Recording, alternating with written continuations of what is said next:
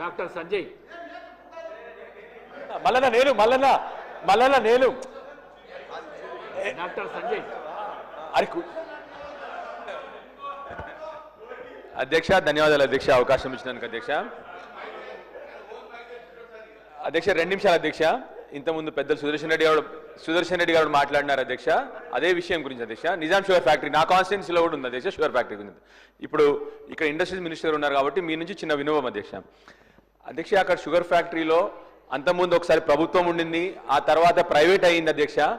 కేసీఆర్ గారు 2014-15లో ఏం చేశారంటే అధ్యక్ష దాన్ని సహకార సంఘంగా ఏర్పడి దాని మీద ఆధిపత్యం రైతులకే ఇద్దాము అన్న ఒక డిస్కషన్ కాదు, నేను చెప్పే రిక్వెస్ట్ ఏంటంటే అధ్యక్ష ఇప్పుడు మీ ద్వారా వారిని కోరేది ఏంటంటే అధ్యక్ష కమిటీ ఫామ్ చేస్తామని చెప్పారు మీరు.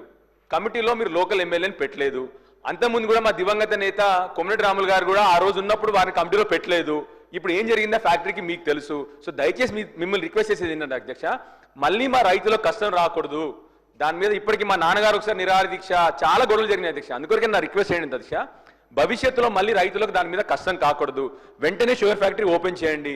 దయచేసి కమిటీలో స్థానిక శాసనసభ్యుని కూడా ఇంక్లూడ్ చేస్తే దానికి తగు సూచనలు దానికి తగు ఏమి అవసరం ఉన్నా మీకు చెప్తాం మీకు. కాబట్టి దయచేసి వారిని శ్రీధర్ బాబు గారిని రిక్వెస్ట్ చేస్తున్నాను అధ్యక్ష.